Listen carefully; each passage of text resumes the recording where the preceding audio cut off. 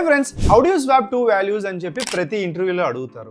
ఇది సొల్యూషన్ చెప్తూ ఒక కొత్త కాన్సెప్ట్ కూడా చెప్తాను. ఈ కాన్సెప్ట్ నచ్చితే నచ్చింది అని చెప్పి కమెంట్స్లో పెట్టండి. అండ్ ఇంకో ఛాలెంజ్ ఇచ్చాను, దాని అవుట్పుట్ కూడా మీరు చెప్పాలి. ఓకే, చూడండి, ఇక్కడ స్వాప్ చేయాలి అనుకుంటే చాలా మంది బేసిక్స్ తెలియని వాళ్ళు పాపం A = B, B = A అని రాసుకుంటే చాలు మనకి స్వాప్ అయిపోతుంది అని అనుకుంటారు అనమాట.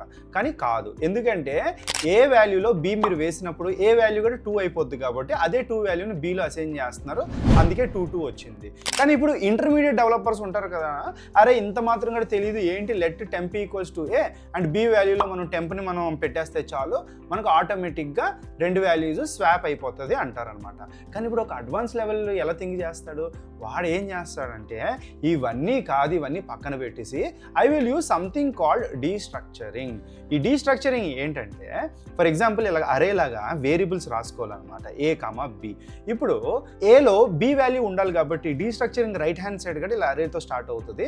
ఏలో B ఉండాలి కాబట్టి Bని ఫస్ట్ యాడ్ చేయాలి అండ్ ఈ Aని మళ్ళీ ఈ Bలో పెట్టుకుంటున్నాం అనమాట. సో కరస్పాండింగ్ Aని Bకి, Bకి Aకి అనమాట.